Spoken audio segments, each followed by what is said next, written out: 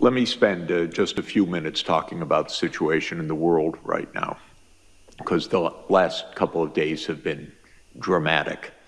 Now, there is no guarantee that we avoid catastrophe because the world's not well led, and the world is in a very unstable situation because of all the things that we've been discussing.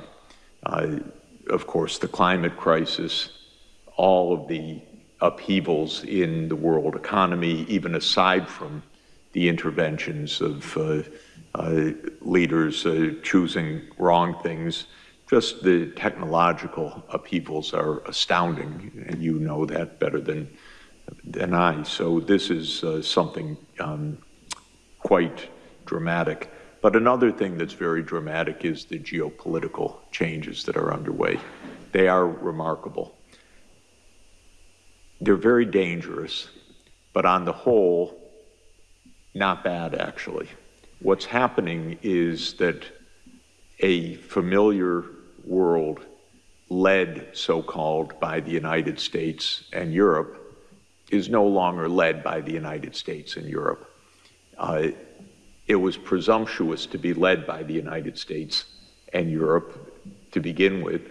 It's actually the end of a very long cycle that dates back to 1492 and onward, because it started with a voyage that was a little bit went awry and changed the world fundamentally.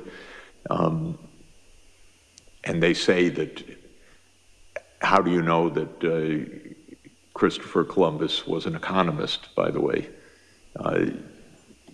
He didn't know where he was going. He didn't know where he was when he got there, and it was all on a government grant.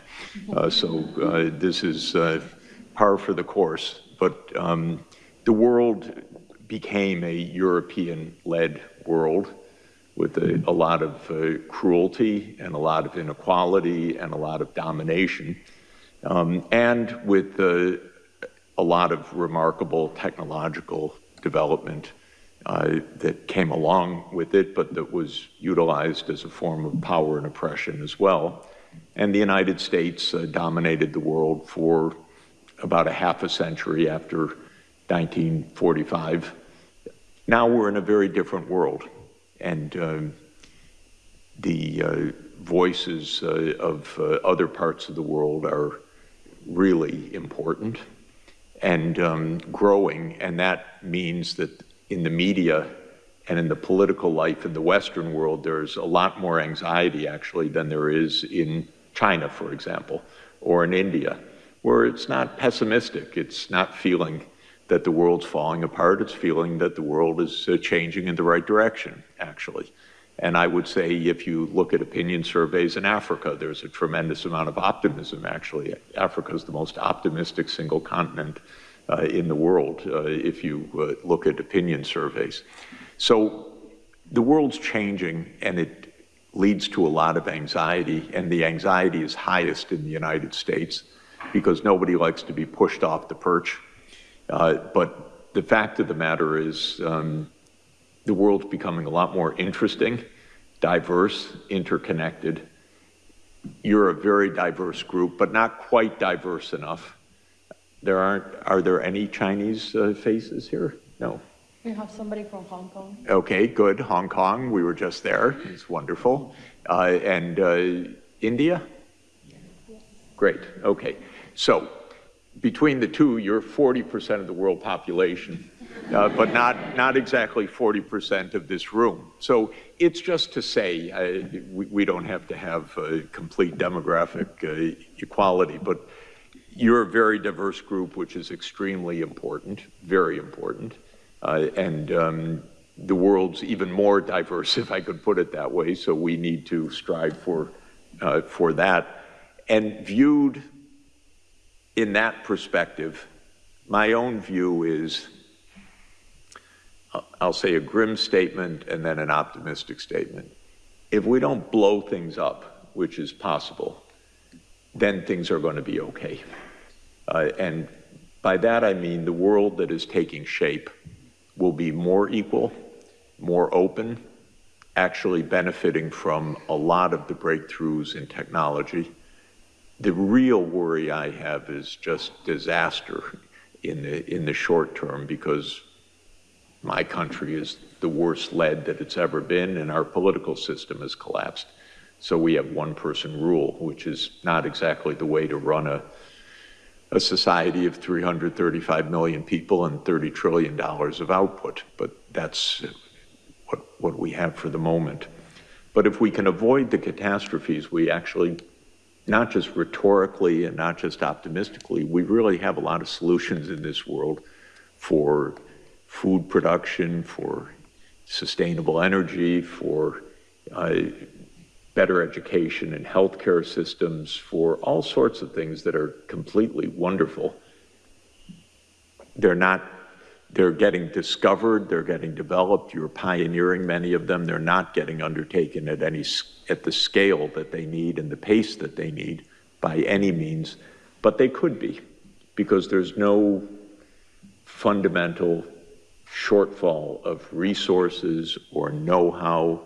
We're not running out of particular minerals so that we can't do this. We're not running out of land so that we're in a struggle for who eats and who doesn't eat. We're not running out of energy, because solar radiation is about 5,000 times our power usage on the planet. So if we deploy solar power, which is now cheaper than any other kind of power, we're not in an energy shortage as well. We're not in a know-how shortage, but we are in a fairness shortage. We're in a niceness shortage. We're in a calmness shortage. We're in a geopolitical crisis, and we are with a lot of instability from all of the upheavals of climate, which are going to get worse for the next 50 years, almost no matter what we do, because underlying our physical reality is a lot of warming built into the system and a lot of shocks that will come from that. That doesn't mean that the impacts necessarily get worse, because things can get buffered, we can become more resilient, we can become adapted, but the climate itself is going to become more dangerous shortly. So this is our state of affairs. Now, what specifically happened yesterday was the U.S. declared itself outside of the World Trade System. 2 weeks ago, the U.S. declared itself outside of the climate challenge. 3 weeks ago, the U.S. declared itself out of the sustainability challenge. 4 weeks ago, the U.S. declared itself outside of the WHO. All right. Honestly, it doesn't get dumber than this, really. But the U.S. is 4.1% of the world population. And as I said, the other 95%, I don't see things diminishing in intensity of purpose, but rather increasing.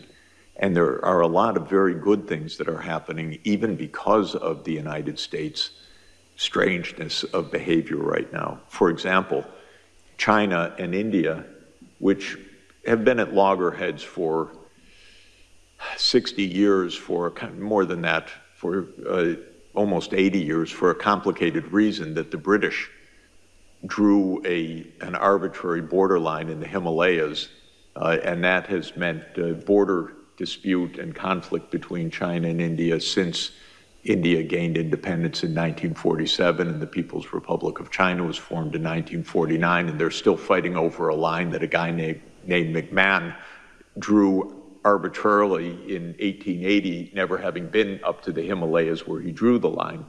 And there is, by the way, a theorem that I kind of subscribe to, that all problems in the world go back to the British. So that's true in the Middle East, it's true in the Himalayas, it's true in much of the world. Yes, it's true all over Africa. It is actually a very good rule of thumb. It's not quite a proven theorem, but it's a very good rule of thumb. In any event, the Indian and Chinese foreign ministers got together and said, what are we fighting about? We should trade more, we should invest more. And then very positive statements came from Prime Minister Modi and from President Xi. Then last week, 3 other countries that are at loggerheads for no reason in the world, honestly, China, Korea, and Japan. They are divided because the United States says, you're on our side and they're the enemy, to China and Japan, and to Korea and Japan vis-a-vis China. The 3 got together because they see the U.S., not such a great protector of their interests, and they said, we need to improve relations with each other. This is very, very good. And if you think about Iran and Saudi Arabia, for example, which was defined by the U.S. to be the fundamental schism of Shia and Sunni, and so much of U.S. policy was playing the Sunnis against Shia Iran and so forth. They made a rapprochement last year, which China helped to broker in a very wise way. The United States would never have done it and never even have thought about it, but China was very helpful. So truly, I'm not so pessimistic at all. I just see the world changing, and I can understand the pessimism in the newspapers that I happen to read in the U.S., because they're all geared around the idea of the U.S. as number one. And if you put that aside, I like a world in which China's playing a much larger role, and India's playing a much larger role, and the African Union's playing a much larger role, and Saudi Arabia's playing a much larger role. To me, this is a great world. It's a world of diversity, much better food, much better conversation, much better places to visit, much more fun in conferences and meetings and problem solving and all the rest.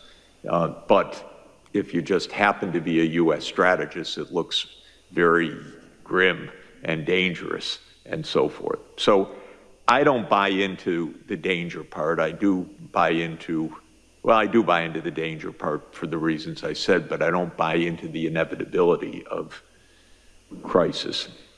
So what I would really like you guys to do is to stay on the networking course and the practical course and the problem-solving course. And I want us to help you to do that. And just to be very clear, SDSN Youth is not to empower youth per se. It's to help solve global problems, of which you have a lot of solutions. So that's a little bit different.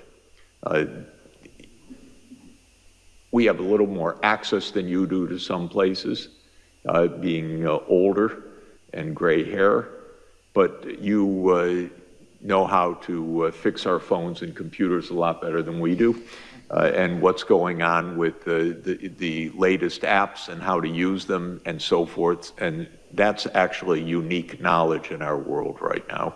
And so it's really important that you're at the table. It's true, you should be at the table for 2 reasons. One, to protect the interests of your generation against 78-year-old U.S. presidents that don't know how to think ahead. So that's true, but I don't think that's the main reason you should be at the table. The main reason you should be at the table is you can help move this agenda forward in a very significant way. So I had good experience when I was young.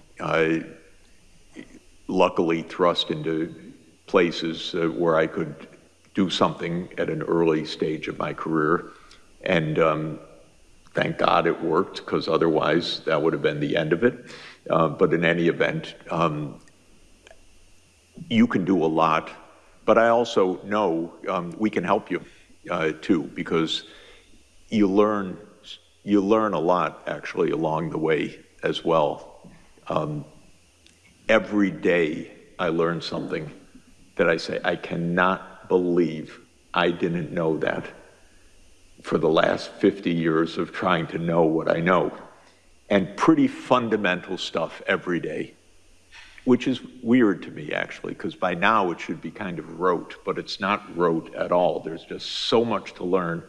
And I kind of walk around my whole life with a book in my hand, or now with an ebook or on my phone or something, reading every day and learning pretty basic things, actually, which is annoying, really annoying, because it should have been done already, but it's not. So all of that is to say we can help you, and I can help you, and I can help you network, and I can help you learn things. So don't presume you know everything, but don't presume that you don't know what you're seeing with your own eyes about things that can be done. So that's really the balance that's extremely important. Now, what's going to happen after 2030? Let me say a few words about that, because you're going to play a big role in that. Obviously, we're not going to achieve what we set out to achieve in 2015, September 25th, 2015, when Pope Francis ushered in the Sustainable Development Goals at the UN. The agenda was pretty optimistic beforehand. At the time, it was very stretched goals. It would have required a lot of capacity and working together to make them happen. Of course, we just didn't get the major powers to work very hard on any of this. The only one that made a major effort, in my view, was China, actually. Europe said a few things at the beginning, but Europe got caught in this Ukraine war, which to my mind was just a disastrous mistake, because the United States doesn't know how to make peace, and blew the chance after 1991 to help create a true collective security arrangement in Europe. Instead, it expanded NATO. But I don't want to go there. Just to say, the US didn't try, Europe didn't try very much. China launched the Belt and Road Initiative, which is a very big and positive thing. Africa launched the African Continental Free Trade Area, which is a very important thing, and a very positive development. But the world as a whole, for the major powers, didn't try very hard. So we're reaching, and I don't want to go into it, but my view is the US at the University of North Carolina concocted something called SARS-CoV-2 and made a pandemic. That's another long story. But we just lost a lot of time. So what are we going to do? My hope, personally, and this is something we can discuss longer, is that we continue under the framework of the Sustainable Development Goals. And the reason is it's taken 10 years to have governments understand a bit about how to make such a complicated, multidimensional programming process, because it's not simple to do this, to plan for 17 major objectives, long-term planning, strategy, and so forth.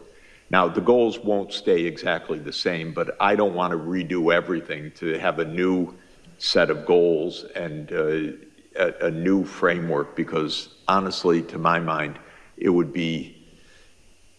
may be constructive in bringing new voices in, to be sure, so I don't want to rule out deliberations which will take place, but I don't think we should throw out everything, because it just would be a major loss and time sink. And in our world today, the US will walk away from the table anyway, and it just may be very hard to get a framework, other framework. So I'm hoping we continue under this broad rubric, resetting, adding, no doubt, something about artificial intelligence as SDG 18, or repackaging some of the objectives and so on, but to keep this framework to mid-century, because the next period, to my mind, is to 2050, is to mid-century.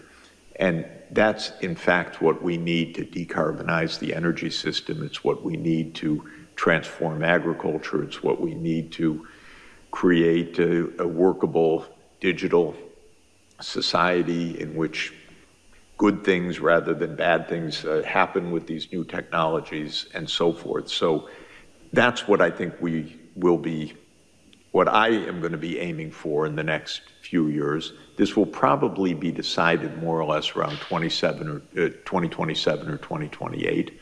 So there will be a UN process. The next Secretary General will assign a commission, probably. There'll be deliberations. You'll be involved in national level and global processes and youth ambassadors in many ways. And we should really strategize together about this. And you should make further outreach to other groups in order to do this. One basic point is that what makes all of this very hard is thinking ahead on a time horizon and a complexity longer than governments know how to do.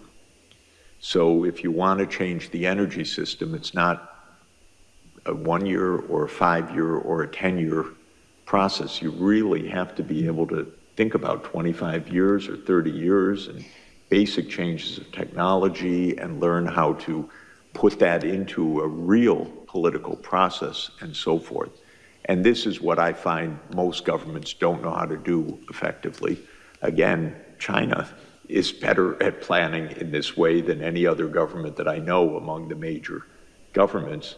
Europe's not bad at setting goals, but it then doesn't necessarily actually create the planning to deliver them very effectively. I'll say also I have huge hopes, expectations, and demands of the African Union in the coming years. There's a new AU commission that just came into office on March 15, and Africa needs to make a breakthrough in the next 30 years. It can't go on like this with many conflicts, with kids not in school, with the systems not working, with electricity not reaching still hundreds of millions of people. And that's what we were discussing in the Financing for Development workshop that we had earlier this week, how to make those breakthroughs. So one thing I'm asking of you is helping to instill the idea of really basic transformation in your countries, regions, and since we're going to do it together at a world scale, that yes, we really can create a better future, and it's not only wish fulfillment, it's actually very practical work. For me, by the way, I caught who had a slide that I think Sinead, about the importance of education as being absolutely fundamental. Was that you, Sinead? Yeah. In any event, okay.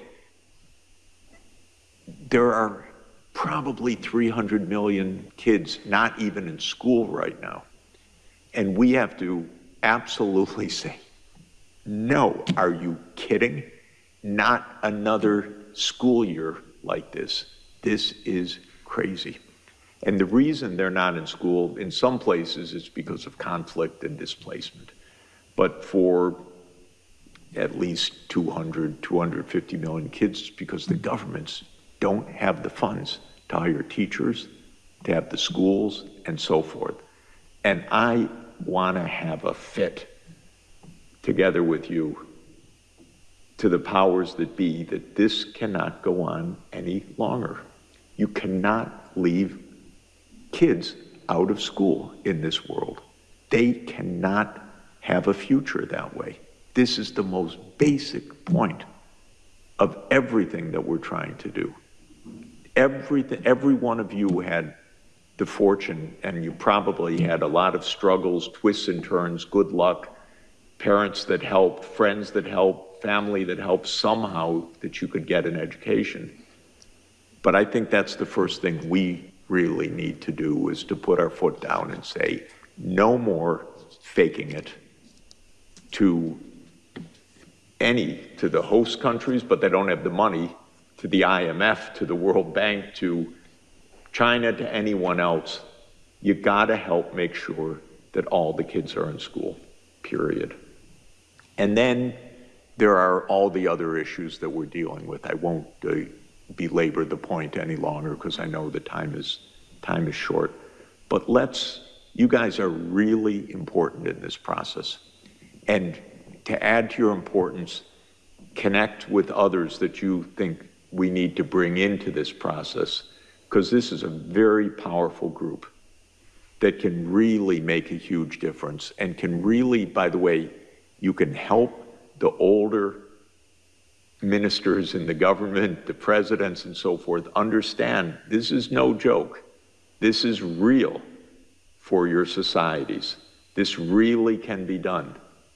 You can tell them Professor Sachs said so, and that they got to get on with it, and that we're here to help, and we're going to get the financing that they need. We really are going to get the financing that governments need, but you need to help lay out the plans, the ideas, very operational, the wonderful things that can be done,